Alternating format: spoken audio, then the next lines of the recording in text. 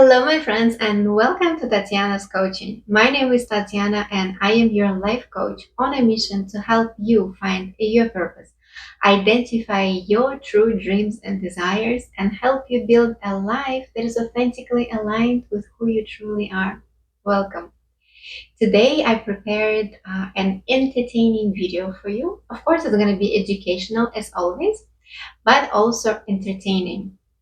Um, Tell me, have you ever been to a museum of illusions and how your mind and your eyes are really playing tricks on you? How um, one size is actually a different size, and then one color is a different color. It's if you've been, you know what I'm talking about. If you haven't been there, I'm pretty sure that you've heard about it and you've seen optical illusions online.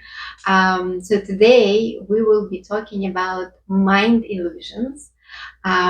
These are called cognitive distortions. And how I came across it, I was in a group with psychologists and we were talking about it. And we each of us saw which cognitive distortions we have. And it was so fun to play that game and understand how we actually view the world based on our prism of mind, I should say, of cognition. Yeah, so I'll list a few of cognitive distortions and let me know where you found yourself. Sometimes you can find yourself in all of them, or maybe just in one of them. But I think it's a fun game. Let's begin. Let's begin. So, where cognitive distortions are coming from? In the current world, we have so much information that surrounds us, that is thrown at us, that if you imagine few people just a few hundreds years ago, they would process this amount of information in a year. And now we process the same amount of information in one day. Can you imagine how hard it is on our brain? And brain is actually the main consumer of energy. You know how in your in your phone you see apps and it says Instagram 5%, something 20%. So your brain is on top of the list, draining your battery. And of course, when we are bombarded with so much information that we need to process, our brain strives to create patterns that will save energy. For instance, it sees a similar situation, and based on your previous experience, it will apply a similar pattern of thinking, similar mm, yeah, similar pattern of thinking, even though it may not be true, but because it already created this kind of software that runs on autopilot. That's to preserve time. You cannot possibly in current world overthink so many things when dealing with information. So we most of the things are running on autopilot that has a pattern, and unfortunately, this leads to a lot of mistakes. But when we catch ourselves in these patterns, then we can correct the mistakes. But it's not often that we do, and sometimes those mistakes like don't really matter, but sometimes they do. So those patterns that the brain creates that automatically kick in, those are called cognitive distortions, because reality is A, and you will be applying uh, problem solving B. Basically, it's not a match. Whatever is happening, you don't see it as truth. You actually see it through the prism of your cognitive distortion, and you apply applicable solutions. I hope this makes sense. So yeah, basically cognitive distortions is like optical illusions that we see that reality is one thing, but we see it as something else, and we act based on what we see, which is not accurate. So where these cognitive distortions come from, usually from childhood, from our upbringing. Our parents may have those patterns and we learned them, or in our childhood we may have had situations that that we have learned from, and now we think we see similar situation and we apply same way of thinking. For instance, let's say as a child you touched an iron and it was hot, and so now you know you should not touch the iron, it's hot. But with non-tangible tangible things is a little trickier. For instance, your father left you when you were a child, and you're a woman, and so you may apply the way of thinking that all men will leave me, and if your partner creates a distance, that's it, your anxiety kicks in. He's gonna leave me, just like my father. Obviously you don't know why this is happening. It's like you think it's your rational thinking, but your brain just like applies cognitive distortion. This happened, okay, it's gonna happen again. Yeah, so there are a few cognitive distortions. Let's go through a list and see where you find yourself. I'm not going to name all of them, but just cool ones, and I think the most common ones. So number one is catastrophication. If you're a parent, you know, you call your son or your daughter, they don't pick up, and you're like, oh my gosh, something happened to them. They got kidnapped, they got killed, they got stuck, something horrible happened to them. You want to call the police right away.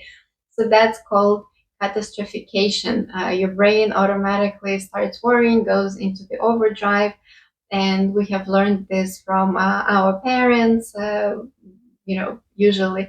Um, or for instance, one little thing may happen, and you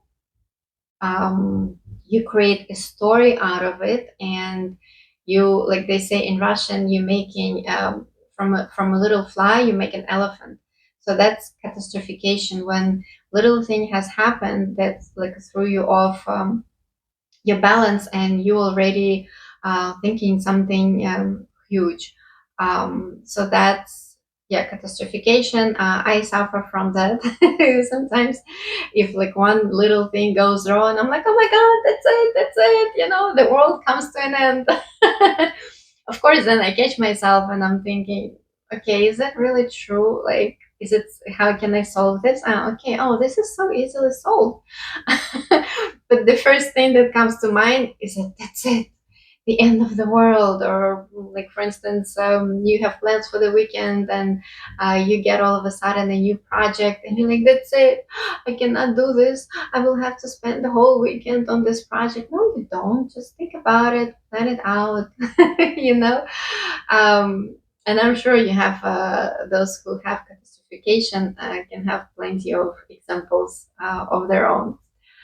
But it's really fun to catch yourself in these cognitive distortions, because then you, first of all, you don't look at life so seriously, it's more playful, and then you can laugh about it. You will be like, oh my god, yeah, my trauma kicked in here. Okay.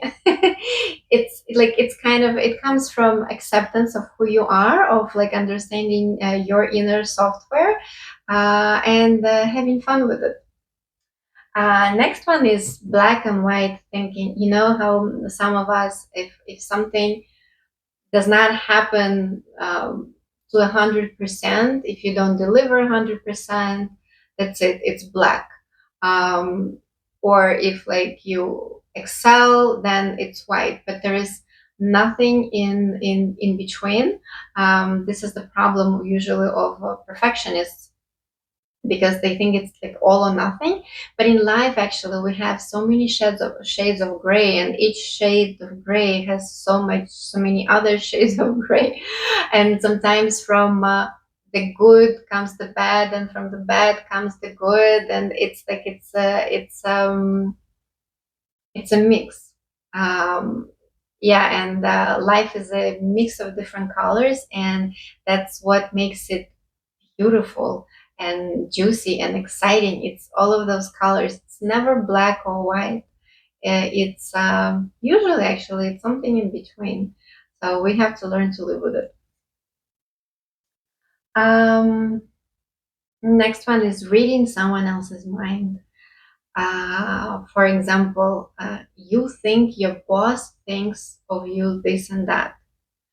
Why? Because you have seen a pattern that is familiar to you from childhood.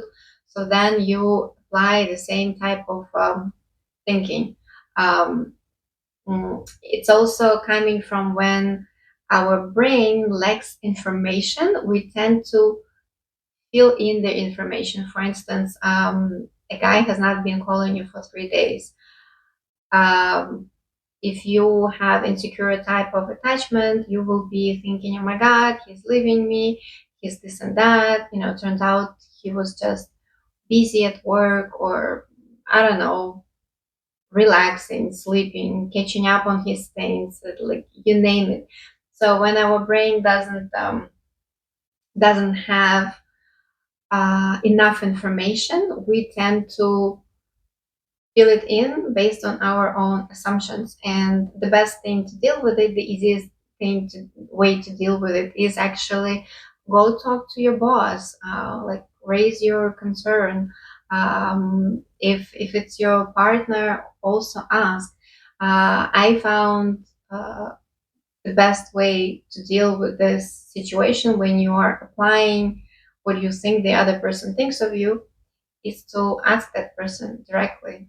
You can say, I'm feeling this way. Like, is it true? Is it not?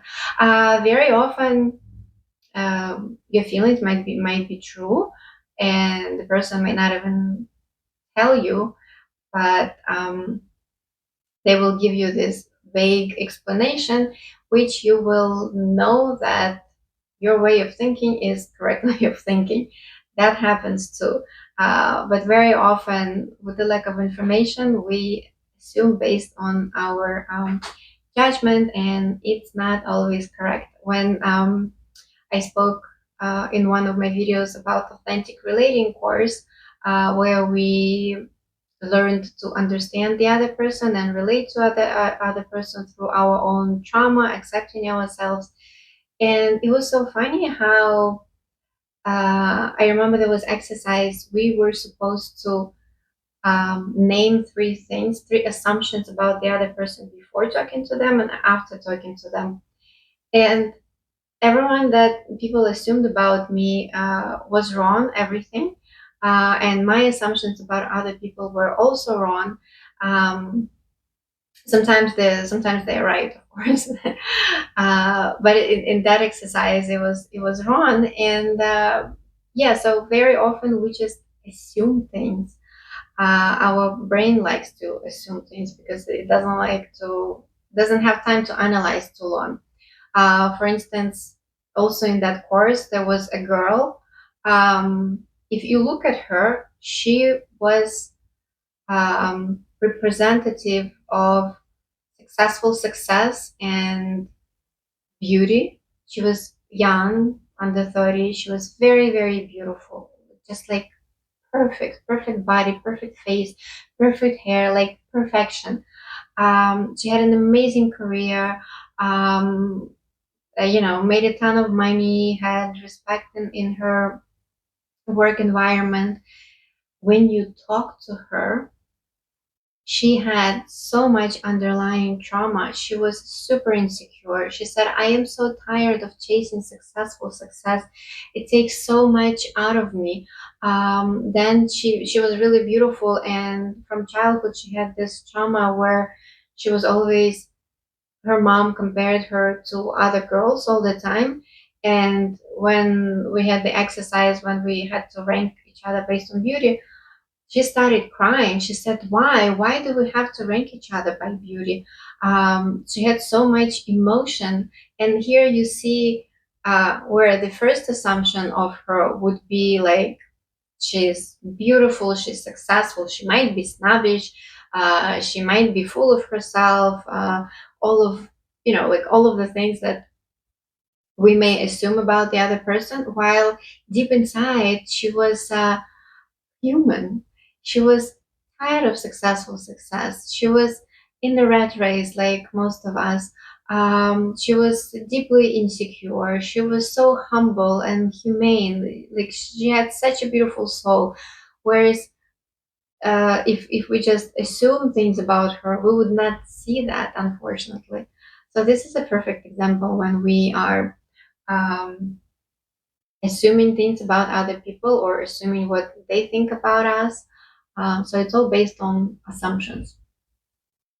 Um, Next one is ignoring positive experience. You know how it's related to black and white in a way, when good things are happening to us and we're like, yeah, yeah, yeah, but this bad thing happened to me, and we always concentrate on this negative and negative um, things in our life. For instance, I like to be positive.